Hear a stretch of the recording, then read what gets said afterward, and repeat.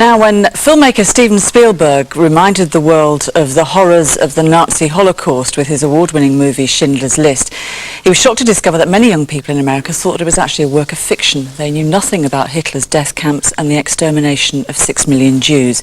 So he made it his mission to speak to survivors and record their stories for future generations.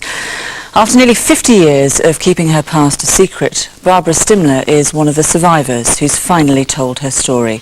She was just 13 years old when she was sent to Auschwitz and experienced horrors that most of us can barely imagine. Well, Barbara joins us now, along with Bernice Krantz from Spielberg's Shoah Foundation. Before you actually got to Auschwitz, you were separated from your father, weren't you? From my both parents. Yes. From my mother and my father. Yes, but first you were sent to the ghetto with your mother, as I understand it. Yes. They took my father first away in 1940. Do you remember that happening? Of course, of course. Actually, I have to make a point that I was 15 when I went to Auschwitz, not 14. Mm-hmm. And they took my father away when I was 13. And 3 months later, they sent all the Jewish women to Litzmarstadt ghetto, which was in German, Litzmarstadt, and Polish is Lodz. And I was there with my mother. Did you know what had happened to your father? Did you know where he'd gone? No, not till today. I don't know what happened to him. Did you know it was? Did you feel it was bad though? Do you feel that he was? I thought they would send them to work, just to work. And then when they asked us, all the women, they asked to come to the marketplace, we thought they sending us to work as well, which was in the ghetto. We did work, but after 2 years in the ghetto, where my mother was very, very ill. You used to hide her, didn't you? Because yes, they used to when they were closing the streets, I had to go to work, and I couldn't just be picked up by the assessment because my mother was ill. I couldn't just leave her. So before I went to work, I picked her up, carried her into the ditch in the garden. Why did you feel you had to hide her? Because I didn't want them to take her away from me. And she this was happening then? She was paralyzed. Yes. You see. But they were already taking people away from the ghettos? Yes, yes. And did you know then where they were going? No. But you knew it was bad, or you thought it maybe? To me it was bad because I was leaving my mother in such a state that she couldn't live without me. No who would care for her. But I mean, you protected her brilliantly well for a long time, didn't you? Because you knew that they were coming and you would hide her. But then 1.5 years. But then terribly one day that they came on a day when they didn't used to come. That's right. On a Sunday they never raided. And I was just putting a little bit of flour mixed with water to make a little bread, and 2 assessmen were standing in the door. I managed to say only that Mama, God should be with us, and they took me away. And from there they sent me to Auschwitz. And did you know what happened to your mother? No, not till today. I went back after the war to see in case, but I never have any trace after her. And in Auschwitz, when they took us, I didn't know where they were sending us. I thought I'm being sent to work. And did you know when you got to Auschwitz? Obviously you went on one of those trains and you got there, but did you know when you arrived? No, I did not know. I did not know. I was rather quite ill because I left my mother in a state like that. But in the wagon when I was there were 2 girls who were looking after me, feeding me with some sugar.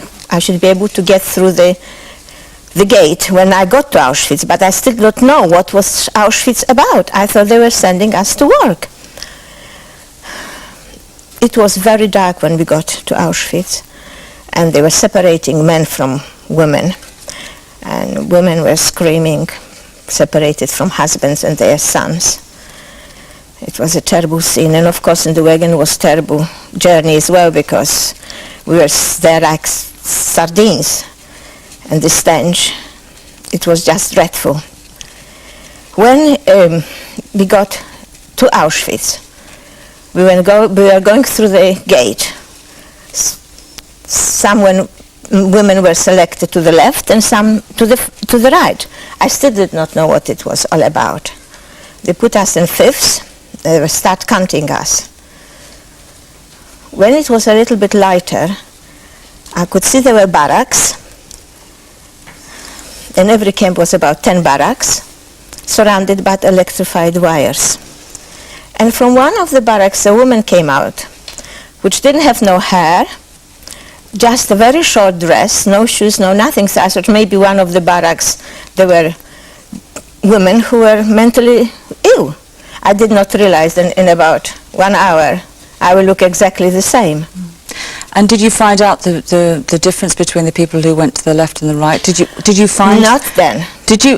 Was there a point at which you realised that when people went as they thought to be showered, they were actually going to be gassed? No, I did not know nothing about it. But you must have known enough as time went on to be aware to avoid Joseph Mengele, who was of course the doctor. I did not know nothing about it, no.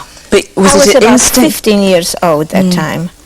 But it seems like you managed to avoid, because he would come and pick obviously people for these horrific experiments or those to be gassed, and you managed to kind of, escape for a while. These two girls really helped me by feeding me with the sugar, that I stood up, got myself strength, and went through with them.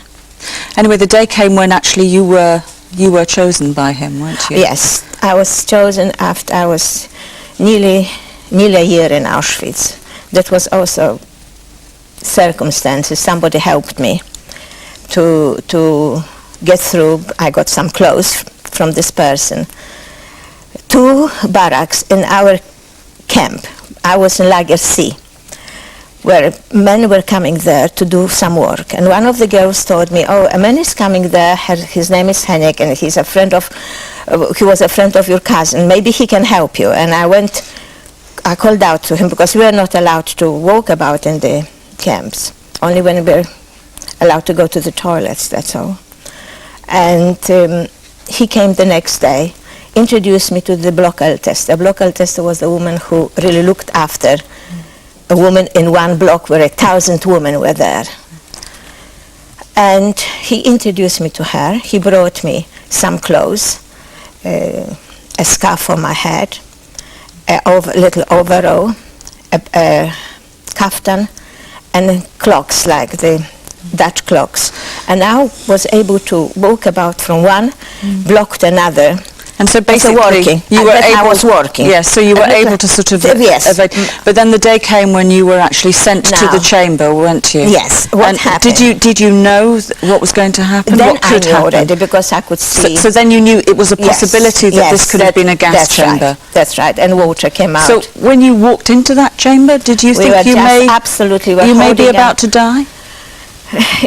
We didn't care anymore. We were just holding ourselves, praying to God that instead of gas, water would be coming out. And water came out. And they sent me to work where I had to dig anti-tanks ditches on the Polish-German border, where apparently the Russians were already coming, which we did not know. Well, I mean, eventually you did get out. The end of the war came, and you built a new life for yourself. But remarkably, for 50 years, you told no one of your experience, not even your husband. No. Why do you think that was? Actually, 47 years, but my husband did not know till about last year, because certain things happened to me during the war which I didn't want my husband to know. I felt that I didn't want him to know. But after 50 years married, I thought he can know already what's happened to me. So I know that you told your story to Bernice here, who's from the foundation. Yeah. It must have been a very emotional moment, I would imagine, for both of you, a huge unburdening when she told her story to you. Well, it's like that for all of them. All the survivors. It's very difficult revisiting that part of their lives. But obviously, from your point of view, the most important thing is that these stories do not go untold and that people remember, basically. So that's correct. That's what you're interested in hearing from people. Yeah. What we're trying to do is to help people go through their life stories. When we interview them, we do ask them about pre-war life, the happy bit at home. Obviously the bulk of the story is about the war-time experience and then a little bit about post-war, but revisiting that part of their lives is extremely painful and we try to do it in the most sensitive way to help them.